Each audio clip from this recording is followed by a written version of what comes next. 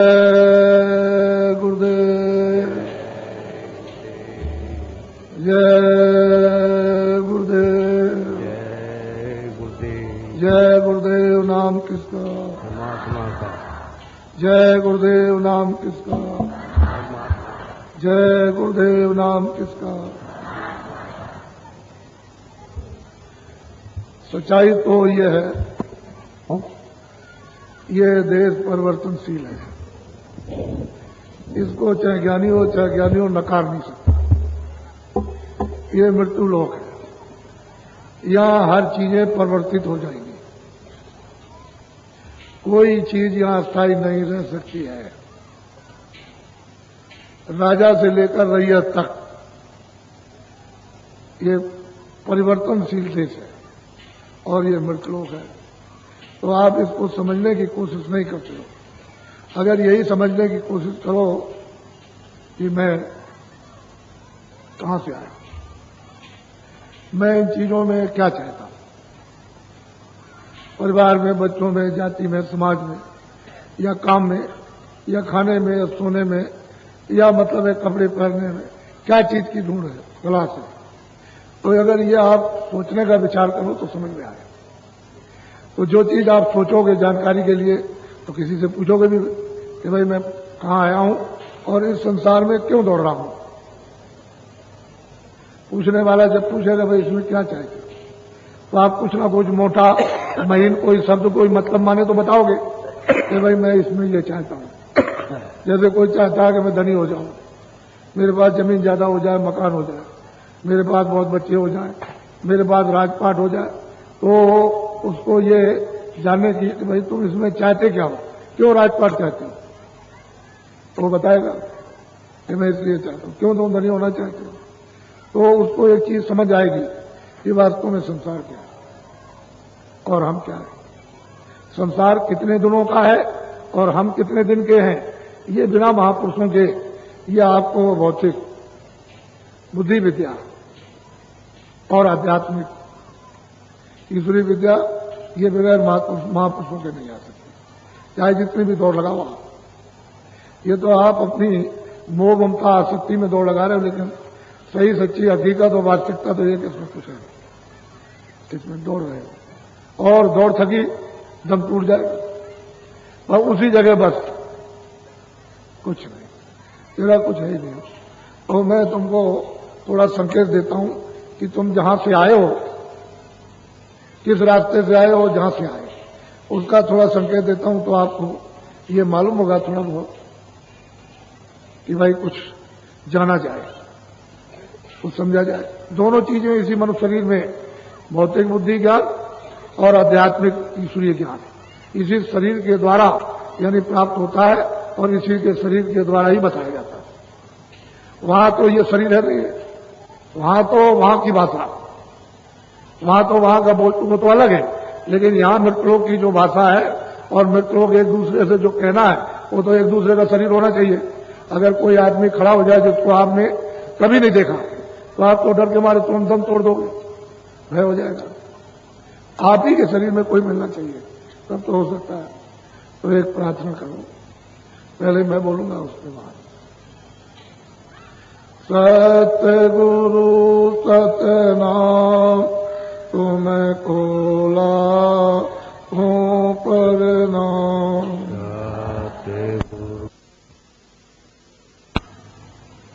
बच्चे और बच्चियों, ऐसा तुम्हारा प्रकाश में सुंदर, अस्थाई, अखंड और अथाह देश उसको छोड़ करके आए। वहां न कभी रात हुई न होगी। ये चीजें जितनी भी देखते हो, जल, पृथ्वी, अग्नि, वायु, आकाश, ये वो नाम निशान को नहीं। ऐसे देश के, ऐसे अपने घर के वासी और वो सच्चा सबका माता पिता, उसको छोड़ करके यहां पराये देश में आप आए। दूसरे के देश में आकर यहाँ तुमको भटका दिया गया, इन्हें रास्ता छुड़ा दिया। जब रास्ता छोड़ दिया, भूल गए, तो अब यहाँ रास्ता ढूंढ रहे हो कि मुझे अपने घर में कोई रास्ता मिल जाए, क्योंकि उस घर में आनंद ही आनंद, सुखी सुख, ज्ञानी ज्ञान, प्रेमी प्रेम, शक्ति शक्ति, अमृति अमृत। तो वो जब कभी आप याद करते हो तो कहते हो भाई मेरा वो सुख कहाँ है, वो आनंद कहाँ है। तो इन सब चीजों में चारों तरफ दौड़ रहे हो क्योंकि रास्ता छोड़ दिया। जिस रास्ते से आए थे, जैसे पिता की उंगली पकड़ करके बाजार में गए और वो तमाशा जब बच्चा देखने लगा तो वो पिता की उंगली को छोड़ दिया, तमाशे में लग गया। पिता आगे बढ़ गया, जब आगे बढ़ गया तो बच्चा इधर चला गया, तो अब ना उसको तमाशे का मजा, और पिता ढूंढ रहा ना उसको मिला, अब भटक गया। कितने लोग इस भीड़ में अपने बच्चों को छोड़ देते हैं और भटक जाते हैं, तो हाथ नहीं देते। तो वो तो अपना घर है, उससे वहां से आए हो। एक ही रास्ता सबके आने का और एक ही रास्ता वापस जाने का। जब एक ही रास्ते से आए हो मनुष्य शरीर में, एक ही जगह पर सबको बैठा दिया। जब बैठ गए आप और जब रास्ता मनुष्य शरीर में आए थे और वो तुम भूल गए, छूट गया, तो आधार जब आपका टूट गया, संबंध विच्छेद हो गया, तब यहां भटक रहे हो। अब यहां क्या ढूंढ रहे हो? इंद्रियों के दरवाजों पर। इंद्रियां इधर उधर बढ़ती है, देखने सुनने में, खाने में, इन सब चीजों में मन इनके दरवाजों में बैठ करके वही क्षणक रस लेता है, एक ठंडक। सोचता है कि भाई जब इतना जरा सा मिल गया तो आगे और मिल जाएगा, वहां गया उतना ही वहां, तो आगे मिलेगा। तो उसकी इच्छा यानी उसी आनंद की है, पर यहां कहीं भी वो आनंद नहीं, वो सुख कहीं नहीं, वो अमृत यहां कहीं नहीं, वो शक्ति, सुंदरता और ज्ञान यहां कहीं नहीं।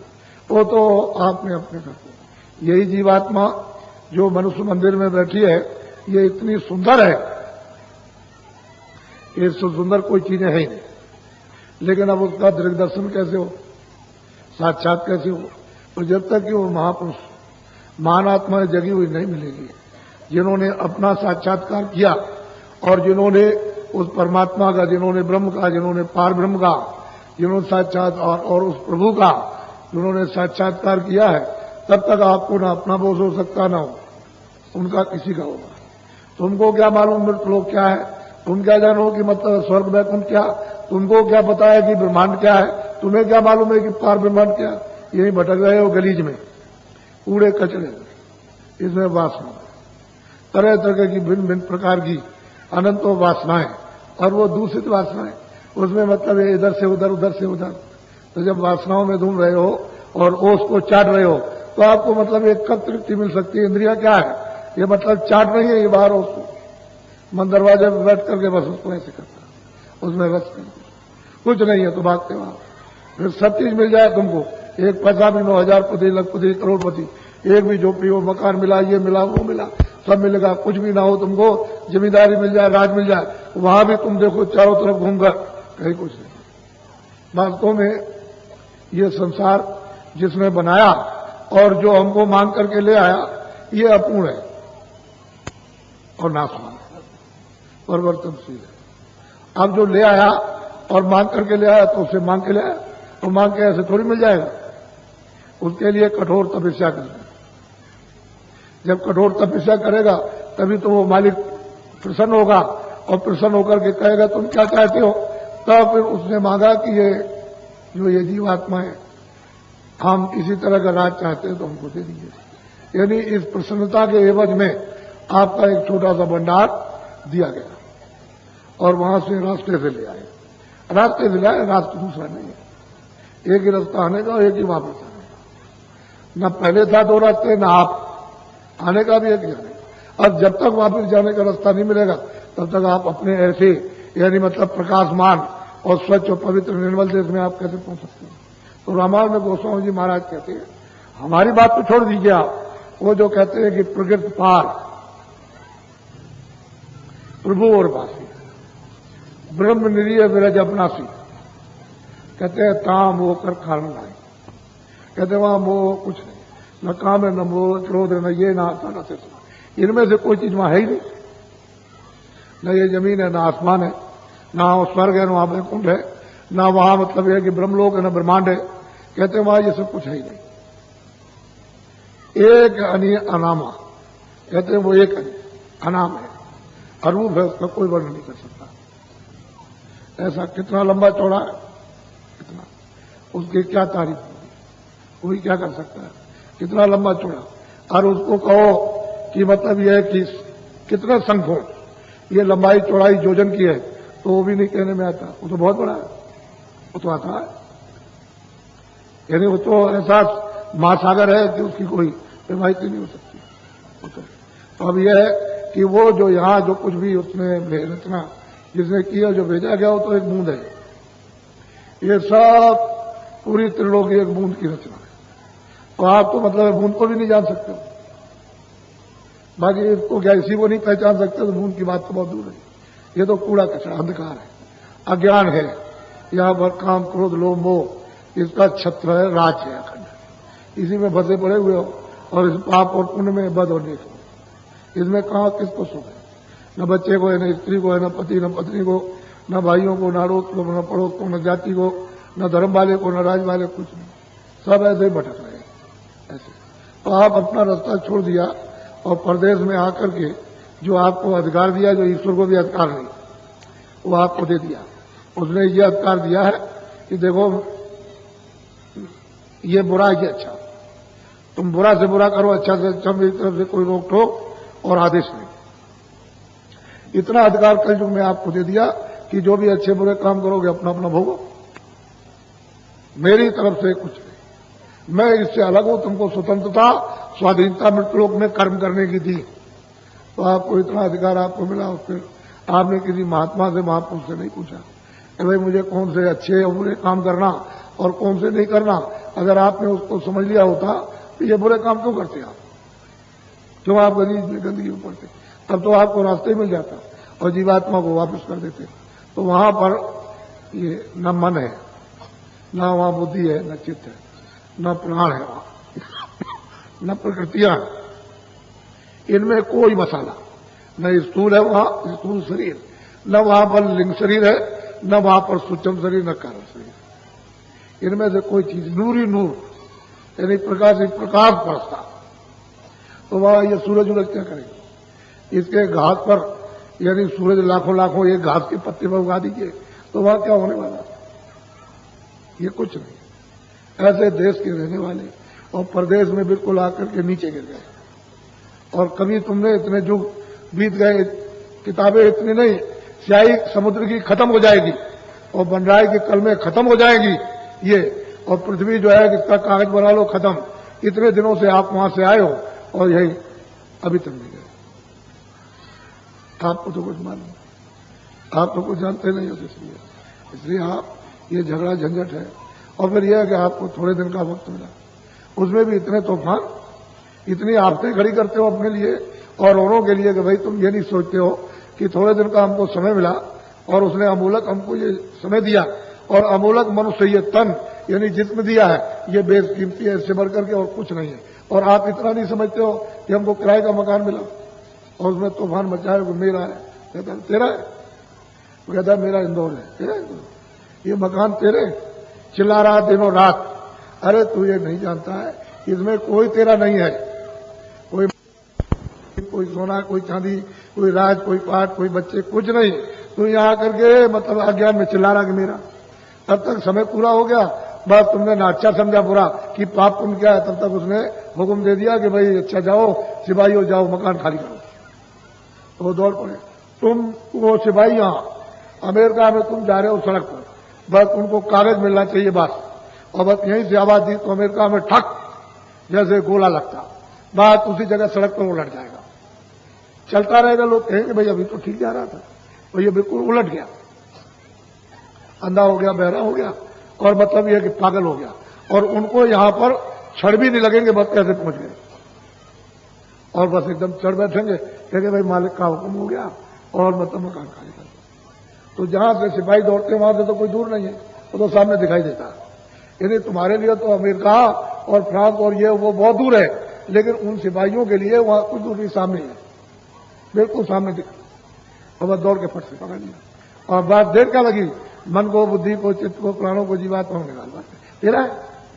जब निकाल के बाहर कर दिया उस चेतन को, ये शरीर तो ये बड़ा, आपको तेरी आंखें नहीं चलेंगी, न कान चलेंगे, न हाथ पैर चलेंगे, अब तो तुम मिट्टी हो गया, जड़ है। तो इस जड़ में वो चेतन यानी उलझ गया, फंस गया, क्योंकि आपने उस पर गंदगी जमा कर ली, तो बस मतलब यह है कि वो अचेत हो गई। वो चेतन जीवात्मा जो उसकी अंश थी, उसका जो नूर था वो अचेत हो गया, बेहोश हो गया। अब ये पड़ा, और तेरा जितना भी राजपाट का, घर दौलत का, ये जितना भी सामान था, ये तो सब तेरा भाई, कुछ इसमें से तू ले जा सकता। वो ऐसा ही है कि इसमें से कोई चीज ले जाओ तो मैं सबके लिए ढंडोरा पीटूं कि अगर कोई ले गया हो तो मैं बताऊं कि हाँ वो ले गया। तो इसमें से कुछ नहीं। जब तुम ये देखते हो कि हमारे घर में बच्चा पैदा होता तो कोई मखमल पहन के आता कि वो रेशम पहन के आया, राजा के यहाँ हो, गरीब के यहाँ हो, झोपड़ी में हो, महल में हो, वो तो नंगा आता। और तुम उसको देखो कि कैसे हटता है, रोता। तो क्यों रोता है वो? उसको बहुत दर्द, बड़ी पीड़ा होती है, वो बर्दाश्त नहीं कर पाता। तो अम्मा कहती है मेरी तरफ से, उसको क्या देखेगा? न देखना है, न सुनना है, न बोलना है, न समझना। वो तो बिल्कुल एकदम से पागल है, तो रोता है, चिल्लाता। अगर उस समय की तकलीफ को आपको बता दे तो होश आ जाए। इसलिए कहा जलमत मरने दूसरे तो कोई, जल में मरने का इतना अत्यंत है, यानी कष्ट होता है जो कह नहीं सकता, वर्णन नहीं कर सकता। इसलिए वो रोता चिल्लाता है। तो तुमको ये देखना चाहिए था कुछ लेके नहीं, कोई सोना चांदी, कोई विद्या भत्ता, कोई मतलब मकान या रिश्तेदार कुछ लेकर आया, नंगा है। और जब जाने का समय हो गया तो उसने सब आपसे रखवा लिया। देखना, सुनना, बोलना, समझना, पढ़ना, लिखना सब न पढ़ सकते हो, न देख सकते हो, न सुन सकते हो, न बोल सकते हो, न समझ सकते हो, सब रखवा लेगा। और बस सीधा धक्का मार के वो भी नहीं बयान कर सकते हो कि कितनी तकलीफ और कितनी पीड़ा है, वो भी नहीं कह सकते। न आने की न जाने, कहने नहीं देगा कि अगर बता दिया तब तुम्हें मरो। लेकिन महापुरुष जानते हैं कि कितनी पीड़ा होती है, कि तब वो बताते हैं। और तुम कहते हो मेरा है। अरे मतलब सोच तो लो कम से कम, तो ये नहीं सोच पाते हो, तो यहां से कुछ ले जाओगे? इतना तो तुमने इकट्ठा किया। लेकिन ये समझना चाहिए आपको कि ये जो भी सामान आपने जमा किया, मकान है, झोपड़ी है, खेती है, तुम्हारा मतलब ये है कि सोना है, चांदी है, कपड़े हैं, अनाज है, जो कुछ भी आपने जमा किया है वो सब इसके लिए, इसके लिए, इस मकान के लिए, इस शरीर के लिए, इस किराए के मकान के लिए, ये सामान आपने जमा किया तो आप इसके काम में लो। यानी मतलब इसकी रक्षा सामान, खाना है, कपड़े हैं, आपको फल है, फ्रूट है, दूध है, घी है, और आप दवा और मकान में अच्छे, इसको तो रखो आप, क्योंकि इसमें जीवात्मा है, तब तक इसको ठीक रखो। ये ठीक रखने का इसका ये सामान इसके काम में लो। तो मैंने तो ये नहीं कहा कि आप फेंक दीजिए, लेकिन वो जीवात्मा जब निकाली गई तो आपने उसके लिए क्या जमा किया? उसके लिए कौन सा सामान इकट्ठा किया कि जो अब मेरे साथ चलेगा? उसके लिए तो आपने रत्ती भर भी, एक कण भर भी कुछ नहीं जमा किया, कुछ सोचा ही नहीं कि भाई जीवात्मा के काम के लिए भी कुछ जमा करना चाहिए। जिस समय पर कोई काम नहीं आएगा, सोना चांदी, बाल बच्चे, दोस्त मित्र, राजपाट, फौज फाजा, तो मतलब एक वो जमा कर लो तो रक्षा करेगा। तो उस चेतन जीवात्मा की रक्षा होनी चाहिए। तो चेतन धन जीवात्मा के लिए आपने कुछ जमा किया? कुछ नहीं। ये बात मैं आपको बताना चाहता था, लेकिन क्या करें, उस समय पर ऐसा नशा चला था कि आप बात को सुनते ही नहीं थे। उस समय पर भगे चले जा रहे तो पता नहीं उधर कहां क्या मिल जाएगा। अब वहां सब जगह ठोकर लगी, वो तो मैं जानता हूं कैसी कैसी ठोकर लगी, वो तो मुझे तो मालूम है। और मैं कहता था कि आप उधर जा रहे हो उधर और धोखा खा जाओगे, बहुत तकलीफ होगी। मैं बराबर कहता, जब इंदौर में आया तब तक मैंने आपको ये कहा धोखा खाओगे, तुमको बहुत तकलीफ होगी, बहुत पीड़ा होगा, तुम रोओगे, तुम्हारे बच्चे रोएंगे और अड़ोस पड़ोस के रोएंगे और कोई तुम्हारी मदद नहीं करेगा। और वही बात आ गई सामने, तो तुमने कोई बचाव अपना किया। इसलिए ये सब चीजें इकट्ठी करो, आप अरब खरब सब रखो। जब आपके बाबा जी ये कहें कि फेंक दो तब है ना, लेकिन ये समझो कि ये सब किसके काम आएगा, इसके काम। तो ये तो खाली हो गया, ये पड़ा, अब तो इसके साथ नहीं जा रहा और ये इसके साथ नहीं जा रहा। तो बताओ अब क्या, ये भी तो मिट्टी है और वो भी सब मिट्टी जड़ है। वो जितना भी है सब जड़ के, नोट हो चाहे सोना हो चाहे चांदी हो, है। तो आप क्या करोगे?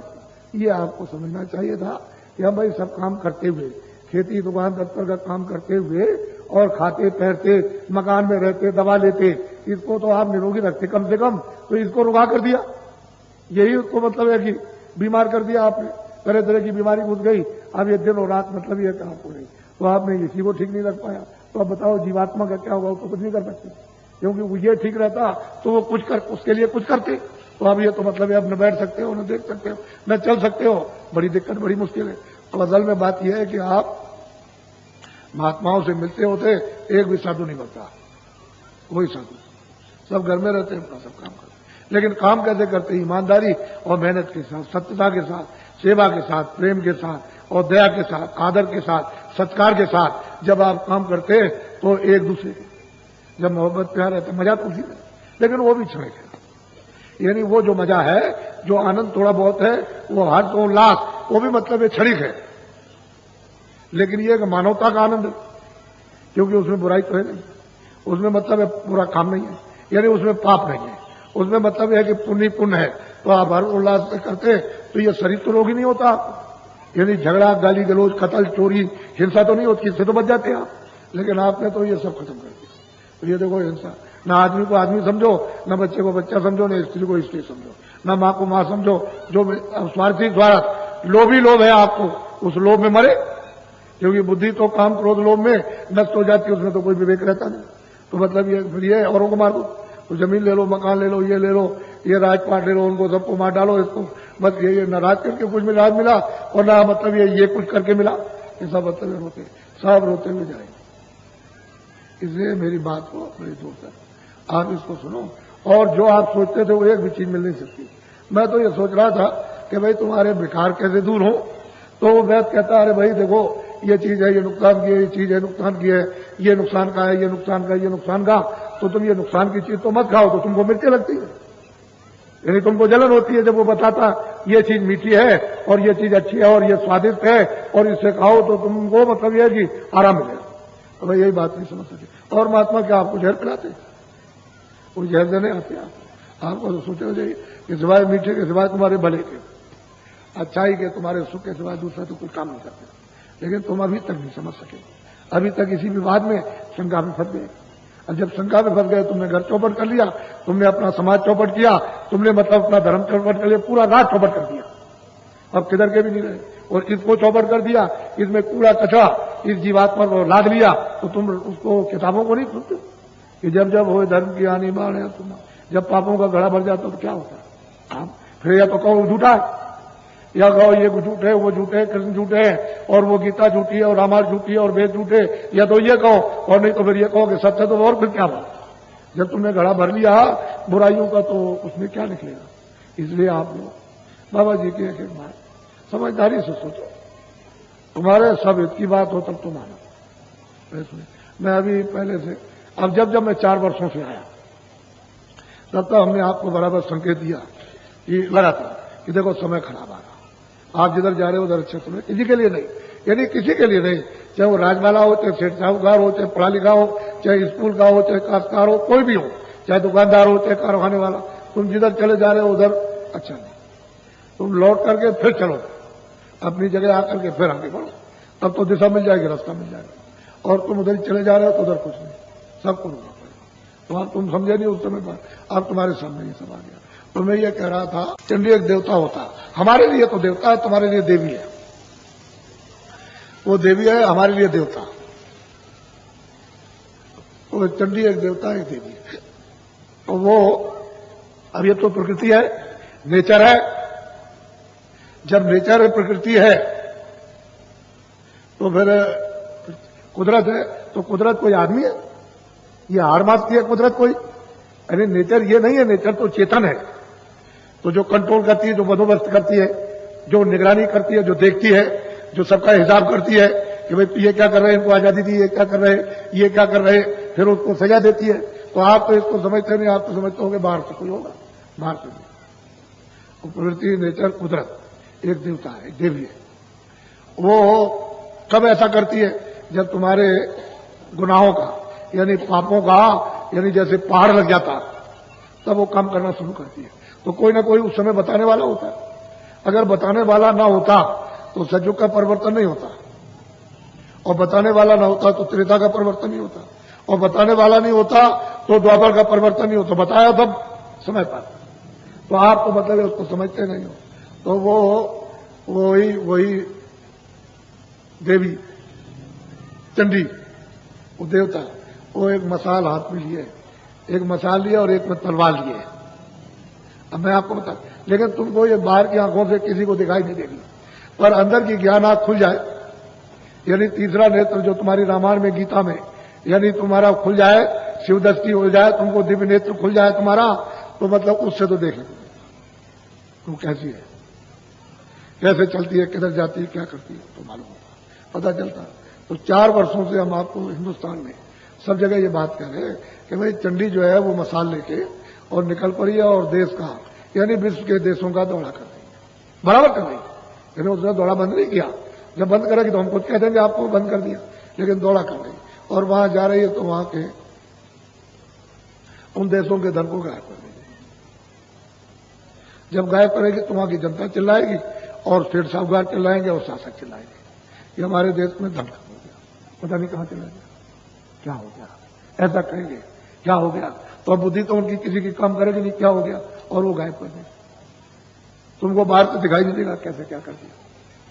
दूसरे देश में जाएगी वहां ऐसे ही, आपके हिंदुस्तान में भी आएंगे और यहां भी धन गायब करेगी। इन्हें सब देशों में तो जाएगी, किसी देश में छोड़ेगी नहीं, और यहां भी आएगी तो यहां भी गायब करेगी। तो आप लोग सब कहोगे कि भाई किधर चला गया, गया किधर, ये इतना धन था गया। फिर ये कहेंगे सेठ साहब का किधर गया, और जो शासन करते हैं प्रांतों सेंटर में वो चिल्लाएंगे। तो तुम्हारे सब रेडियो और अखबार और जनता और सेठ साहूकार उद्योगपति और शासक सब मुल्कों के चिल्लाएंगे, तो हमारी बात को मान लेना, उसमें क्या, हम तो आपके सामने हम मान। लेकिन कोई चीज याद करके तो रखो कि भाई कोई कह रहा है तो हम लोग सोचें कम से कम बाहर की बुद्धि से इसके लिए बचाव क्या। तो हमने कभी बचाव के बारे में सोचा, सब तुम्हारे कारखाने धरे रह जाएंगे, ये कारखाने धरे रह जाएंगे और माल तुम्हारा उठेगा नहीं। हमसे सुन लो आप, माल उठेगा नहीं कारखाने से, और ये दुकानों पर वो माल तुम्हारा देसी बिकेगा नहीं। तो वो बना बना करके स्टॉक करके क्या करेंगे, पहले सोचो। क्योंकि जब उनको वापस में आदान प्रदान का पैसा नहीं मिलेगा, सामान देंगे तो पैसा मिलना चाहिए उनकी मजदूरी के लिए, जो काम करेंगे कारखाने में। अब वो माल उठेगा नहीं, पैसा जाएगा नहीं, तो वो क्या करेंगे बना के वहां, ये बताइए किस लिए बनाएंगे। तो कारखाना कर देंगे बंद, एक बात नहीं ये करवा, फिर यहां बिकेगा नहीं, तो कहेगा भाई सामान नहीं बिक रहा, अब ये क्या हो गया, क्या बात हो गई। पहले तो वक्त बिकता था, नहीं बिकता, अब ये 2 बातें हो गई, उधर जनता चिल्लाएगी, उधर शासक चिल्लाएंगे कि क्या हो रहा। सोच लीजिए आप, यानी मोटी बात को सोचना चाहिए। तो जो तुम्हारे नौजवान बच्चे जो छात्र हैं स्कूलों में पढ़ रहे, जब ये कारखाना बंद हो जाएगा और फिर वो बंद हो जाएगा, जो उनके माँ बाप और क्लर्क और मैनेजर और ये साहब जो काम करते हैं, वो जब उनका काम छूट जाएगा और उनके बच्चे पढ़ते हैं, तो बताओ ये इन्हीं का काम छूट गया तो उनको किधर से मिलेगा, छात्रों को किधर से मिल जाएगा। ये बात नहीं समझती। ये जो बात बाबा चिल्ला रहे, तो इसमें कौन सी मेरी मतलब खुद करिए, मेरा स्वार्थ इसमें क्या। मैं तो आपको एक बचाव की बात बता रहा हूं कि इस पर तो आप सोचिए कम से कम। तो आपको समझते नहीं, कुछ नहीं ऐसे ही। अब बात एक एक बात समझोगे, आप देखिएगा। तो मैंने ये कहा कि आप कोई आंदोलन मत करो, हड़ताल मत करो, तुम मत करो, दफ्तर में मत करो, दुकान में मत करो, कारखाने में मत करो, रेल में मत करो, आप बस में मत करो, न कोई तोड़ो न कोई जलाओ, क्योंकि ये सब चीजें जितनी भी हैं ये सब आपकी हैं, आपके काम आएंगी। बगैर इनसे काम लिए हुए तुम्हारा नहीं बनने वाला है। क्योंकि जब तुमको जाना है यहां से खंडवा, तो बस चाहिए, रेल चाहिए, तो आपके काम आ गए। अब तोड़ दिया, उसको जला दिया, पटरी उखाड़ दी, तो रेल बंद हो जाएगी, बस बंद हो जाएगी, कैसे खंडवा जाओगे आप, कैसे भोपाल जाओगे बताओ। तो चीज तो आपकी है। अब असुविधा हो गई तो गाड़ी ढूंढोगे, बैलगाड़ी ढूंढोगे, साइकिल, अगर वो भी न जाने तो कैसे जाओगे आप। सब चीज आपकी, मोटरसाइकिल, साइकिल, बैलगाड़ी, ये खेती है, दुकान है, दफ्तर है, ये साफ। और शुरू में आप पढ़े लिखे थे जितने भी धनी मानी, सबको यही उपदेश करना चाहिए था कि देखो अपना देश है, अब बात बाहर की छोड़ दो, अपना देश है, अपना आजाद हो गया, अपना काम करने का है, अपना उसको इस्तेमाल करने का है, और बताओ अपने काम आएगा और अपना ही सुख मिलेगा। तो आपने शिक्षा क्यों नहीं दी, क्यों नहीं दी आपने शिक्षा। इसके माने कि सब उसके यानी उस विकार के, उस बुराई के सब भागीदार बने, तो फिर सबको तकलीफ मिलेगी। तो इसलिए आपको ये बात सोचना चाहिए था कि 47 सालों में जितनी आपने आंदोलन, तोड़फोड़, हड़ताल और जलाया और तोड़ा और फोड़ा, ये सब जो आपने अमानवीय यानी नुकसान किया अपना, तो उससे क्या हुआ कि भारत की आमदनी सब बसत हो गई, सब। अब यहाँ दिल की बात मुझसे पूछिए। मैं तो जब भी कहता रहा, लेकिन आपने, क्योंकि आपको सनक थी तो आप उधर लग गए कि नहीं कुछ नहीं है ये। अच्छा ये बताओ कि तुमको क्या फायदा हुआ जब इतना नुकसान करने के बाद, जब आपको मतलब यह है कि एक 90 रुपए मिलते थे, 130 मिलते थे और आपके 1000 हो गए, तो आप क्यों आप खिलाते हो? ये बताइए आप। जब 5000 10,000 हो गए, जब आपका 15-20,000 मिलने लगा महीने में वेतन, तो चिल्लाते आप क्यों? इसलिए कुछ नहीं, वो कुछ नहीं, वो बच्चे ही क्यों नहीं बच्चा? कभी आपने ये बात सुनी? तो आपने इस आमदनी को तो भस्म कर दिया। तो अब क्या करें? अब जो एक जिम्मेदार होता है कहता भाई क्या किया जाए, ये सब लड़के बच्चे और प्रजा और जनता ये नहीं मानी, तो अब मैं मतलब क्या करूं? लेकिन अब क्योंकि यह है कि अब इसको चलाना तो बाहर से कर्जा ले आएगा। ये कोई अच्छी बात है? एक समझदार आदमी अपने घर में भी कर्जा नहीं लेता, और आपने देश के लिए इतना कर्जा ले लिया कि वापस नहीं लौटा सकते हो, और ब्याज इतना हो गया वो दे नहीं पाते। तो बताओ कितना बड़ा, और वो भी पता नहीं कहां गया। यानी वो भी अगर रहता किसी खजाने अजाने में तो हो सकता था कि तुम्हारे काम में वो भी खत्म, तो फिर आप फिर भगे और सरकारों से हाथ जोड़ा।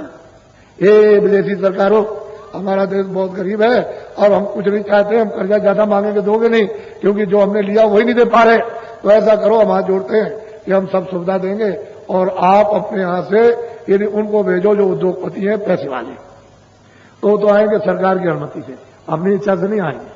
जब सरकार उनको वहां की प्रेरित करेगी कि तुम भारत में जाओ और अपनी पूंजी का विस्तार करो, तब आएंगे। तो हमने क्या कहा था आपको 4 वर्ष में कि आप लोग ये मूर्त नहीं है, हमने कहा चिल्ला चिल्ला के कहा भाई मूर्त नहीं, उनका योग भारत में पूंजी विस्तार करने का नहीं है, इसलिए उनसे कहो कि आप नहीं जाओ। अभी नहीं, हम इस पर से विचार करेंगे। तो जब आप उनको सुविधा देते हो तो यहां इनको सुविधा दे दो, इनको सुविधा दे दो उनको जो देते हो। इनसे कहो कि बैंक से एक पैसा नहीं मिलेगा, तुम कहीं से पैसे ले आओ, हमसे इससे मतलब नहीं, तुमसे पूछा नहीं जाएगा कहां से ले आए। जो पुराना हिसाब किताब है कागज पर, उसका इनकम टैक्स सेट टैक्स लेते देते हो, लेकिन नया जब बताओ आप उनको, यानी अब से जब तुम ले आओगे कहीं से पैसा पूछा नहीं जाएगा कि तुम कहां से लाए, कारखाना लगाओ। ये छोटा बड़ा कारखाना 1 साल में 1.25-2 साल के अंदर लगा दो और इनकम टैक्स सेट टैक्स नहीं लिया जाएगा, पूछा नहीं जाएगा, उस पर लिया भी नहीं जाएगा। और क्या करो कि जितने भी छात्र स्कूलों में देश में पढ़ते उनको काम नौकरी दे दो। अब इतना नहीं कर सकते आप, ये बुद्धि काम नहीं आती, यानी आप इस बुद्धि से काम नहीं लेते हो कि बाबा जी क्या कह रहे हैं, ये आप सुविधा नहीं दे सकते हो अपने देश में लोगों को। तो देश तुम्हारा रहेगा, लोग तुम्हारे हैं, पैसा तुम्हारे यहां रहेगा, कारखाने तुम्हारे यहां रहेंगे, बच्चे तुम्हारे, यानी मतलब एंगेज हो जाएंगे, क्योंकि इतनी बड़ी जनरेशन इन बच्चों की छात्रों की तो ये काम में लग जाएंगे और उनकी जनशक्ति का उपयोग करना है, ऐसे अगुवाबाजी कर रहे हैं, ऐसे कुछ कोई काम। इसलिए वो बड़े चालाक है, वो विदेशी बहुत चालाक है। 2 अरब की मानव मंडी है भारत में, यानी 2 अरब मनुष्य हैं, इनकी अगर किसी को मंडी मिल जाए क्यों नहीं आएगा? वहां तो मिट्टी भी खप जाएगी। तो तुम ये नहीं समझते हो कि तुम्हारा तो नक्शा सब ले गए वहां। ये जब तुम सुविधा देने लगे तो ये कारखानों के छोटे बड़ों के नक्शा बाहर ले गए और वहां ले जा करके फिर उसी तरह की सुंदर चीज और मजबूत और सस्ती ये यहां पर फेंक देंगे, यहां पटक देंगे आकर के। तो तुम्हारा तो ये सामान वैसे ही रखा रह जाएगा, क्योंकि बहुत महंगा ये बिकेगा।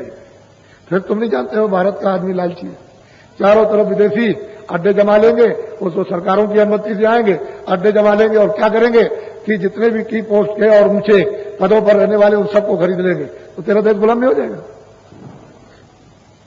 तुमको ये नहीं अधिकार सोचने का?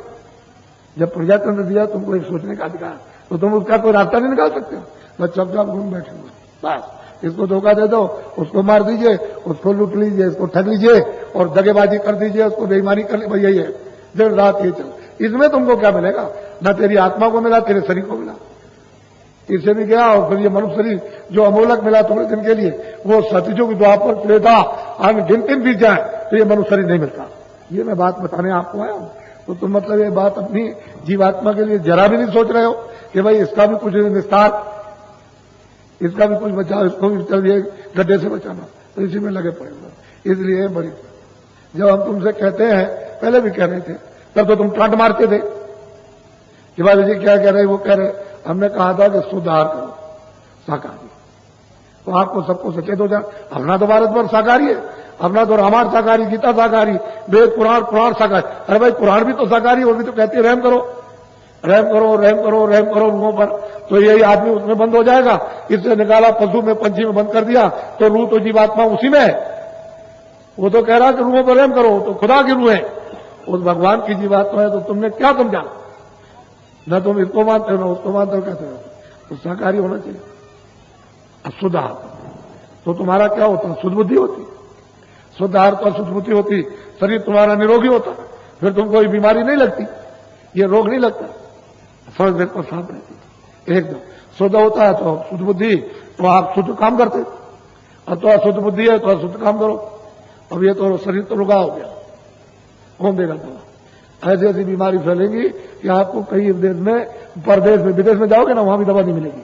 तो यहाँ जाओगे हवाई जहाज पर, इतना रुपया 50,000 खर्च करोगे, 50,000 आने का, और वहां जाओगे तो कहेंगे डॉक्टर यहाँ दवाई नहीं इसकी, तो क्या करेगा?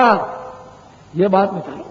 तो कुछ बचाव भी सोचना चाहिए, कुछ अच्छे काम के भी सोचो अपने जीवन में। ठीक है तुमने कर लिया, तो मैं अपनी कहता हूं कि भाई आप कुछ अच्छा करो, जो कर लिया उसी की माफी मांगो कि भाई ये हमारा क्षमा हो जाए, और अब आगे नहीं करेंगे, जो करेंगे अच्छा काम करेंगे। तो अब अच्छा काम कीजिए आप, तो कम से कम जीवात्मा के लिए तो कुछ हो। अब पुराना जो जमा कर लिया कूड़ा कचरा, अगर कोई महात्मा मिल जाएंगे तो साफ हो जाएगा, और नहीं महात्मा मिले तो बच्चा है तो सब होगा। वो तो कहता है कि मैं काल रूप हूं, सुबह शुभ कर्म का फल देता हूं। वो क्यों छोड़ देगा? उसका तो देश कर्मों पर ही बना, उसने तो पाप पुण्य का अधिकार आपको दे दिया, और इसी पर वो हटका हुआ। और जब पापी पुण्य खत्म हो जाएगा तो फिर देश कैसे चलेगा? तो सजा देगा, फिर आप कैसे करोगे? इसलिए सब बातों को सोचो। और बीड़ी तम्बाकू हुक्का आप पी सकते हो, मैंने तो कभी पिया नहीं, मुझे तो उसका स्वाद मालूम नहीं कैसा होता। आप पी सकते, लेकिन जो हमारे बच्चे यानी जो 18 और 20 साल के हो गए, जिन्होंने अभी तक कभी बीड़ी, कभी हुक्का, और कभी मतलब है कि ये नहीं पिया, वो आप लोग कभी मत पीना।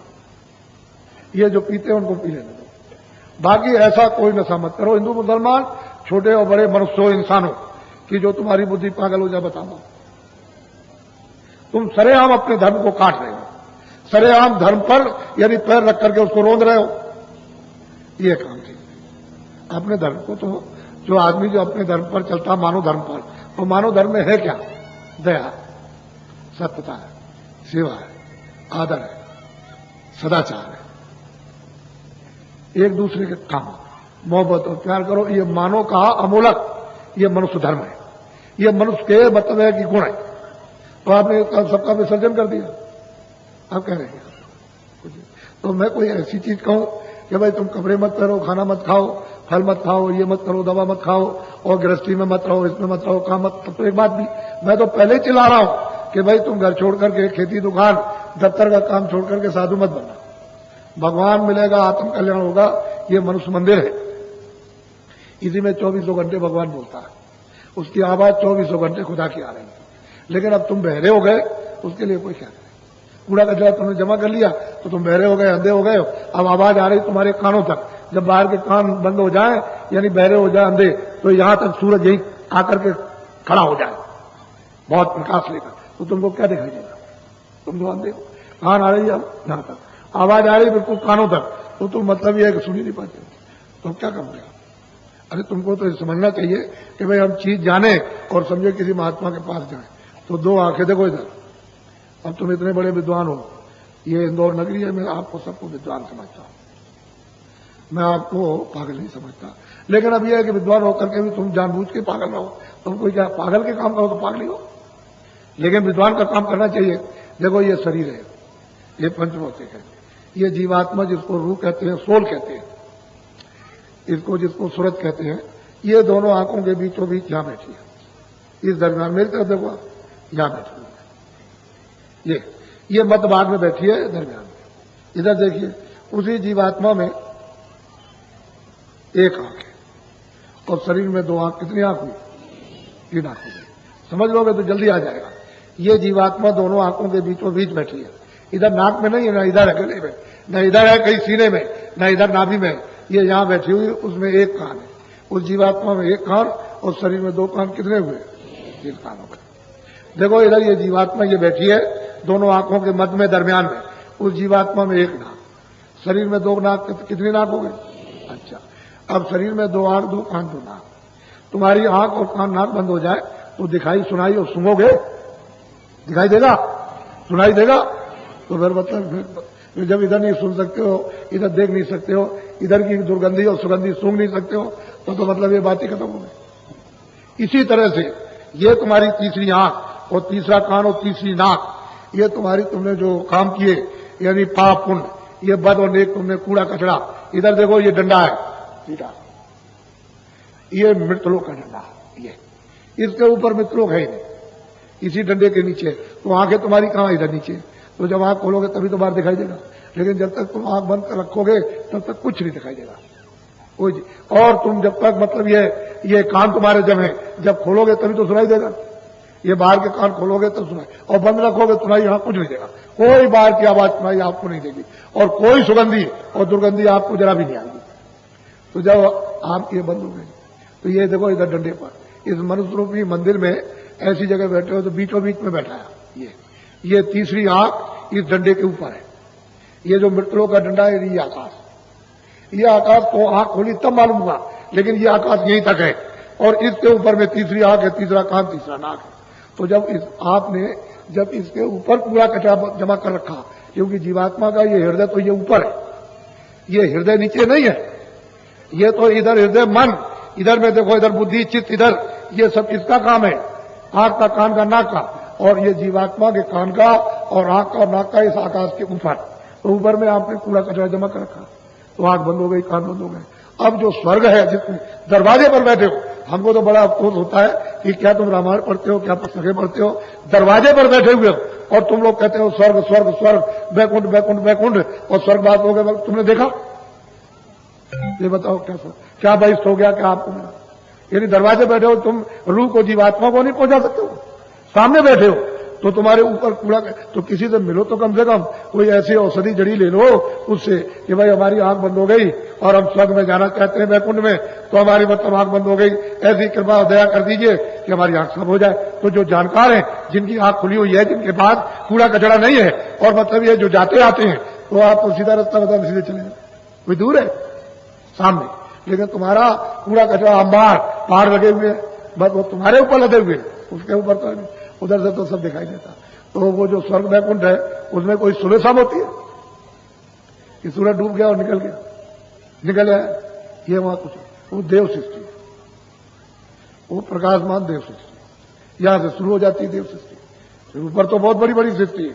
यहां से तुम दरवाजे पर बैठे हुए हो और किसी से भेद नहीं लेते हो, अरे बगैर जुक्ति के तुम जाओगे उधर कैसे? तो तुम यही लगे पड़े हुए, इसी 24 घंटे लगे रहते हो, इसी काम में, क्रोध में, लोभ में, मोह में, अहंकार में, आसार में, तृष्णा में, झूठ में, छल में, कपट में, फरेब में और हिंसा में, मार काट में, इसी में दिन रात कतरनी चलती है। तो ये बताइए तुम्हारी आत्मा का कैसे उद्धार होगा, कैसे निपटारा होगा? ये बेचारी 4 खानों से, 84 लक्षयोनियों से कैसे बचेगी, और कैसे नरकों से, ये दोजख से कैसे छूटेगी? तो तुमको समझाना, अब बताते, तुमको समझाते, कहते भाई आप 2 बार सुनो, कुछ आज सुन लेना, कुछ कल सुन लेना, कुछ आज समझ में आ जाएगी। 100 शब्द में से 1 शब्द आज, फिर कभी आना सुन लेना, तो फिर दूसरा शब्द समझ में आ जाएगा, फिर तीसरा। अब एक बार भी कोई बच्चा कहे कि मैं एक ही बार भी अच्छा लिख लूंगा, ये BA में पास कर, तो टाइम लगेगा। ऐसे ही अपनी सनातन जो विद्या, आध्यात्मिक ईश्वरी विद्या, जब महात्मा मिलते हैं तो थोड़ा सा ठहर करके समझ ली जाती है, प्राप्त कर ली जाती है। ये वाल्मीकि वगैरह चोर थे, कहते हैं चोर थे, ये थे, वो थे, समझिए। फिर आप बदनाम करते हो शंकर जी को, कि वो मतलब है कि वो भांग पीते थे। शंकर जी भांग पीते थे, यानी मतलब किताबों को भी बदनाम और देवता शंकर को भी बदनाम, वो भांग पीते थे। अरे उन्होंने तो उस दृष्टि को, तीसरी दृष्टि को खेल करके काम, क्रोध, लोभ, मोह, अहंकार सब खत्म कर दिया। तो वहां ये है काम, ये नशे तो सब खत्म हो गए। आप कहते हो पीते थे, तो अगर मान लो वो पीते थे तो तुम क्यों पीते हो? तुम तो ज्ञानी नहीं हो, तुम्हारी तो दृष्टि नहीं खुली। लेकिन देवताओं को बदनाम करना आपको समझना, जिसको देखिए उसको ही, जिसको देखिए यही हाल है। तो असल में बात यह है कि अर्थ का अनर्थ हो गया, और जो कर्मों का रास्ता था कुकर्म हो गया, इसी से बिगड़ गए, बर्बाद हो गए। तो कुछ ले लो। वैसे तो मैं कल देना चाहता था, मेरी इच्छा कल देने की है, क्योंकि कल आपको शाम को इन्होंने 1 घंटे पहले कहा था, 1 घंटे मतलब 5 बजे से होगा, तो हमने कहा नहीं, लोगों को मौका नहीं मिलेगा, 6 बजे से रखिए। वैसे तो मैं थोड़ा सा और देर चाहता था कि 6:30 से करो तो अच्छा रहेगा, लोगों को सबको सुनने मिलेगा, सबको अवसर मिल जाएगा, सब लोग को सुनेंगे। एक भी बात कोई भी किसी शास्त्रों के विपरीत या मतलब है किसी की कोई आलोचना हो तब तो अब न समझ में आए तो आप क्या कहते हैं? आपकी समझ में कुछ यानी आपको तो मालूम होना चाहिए ये इतने लोग आते हैं तो ये लोग कुछ समझे होंगे अगर ये आलोचना करते होते इनकी उनकी बुराई किसी देवता की किसी तीर्थ की किसी व्रत की। अरे तीर्थ व्रत तुम समझते नहीं, आलोचना क्या?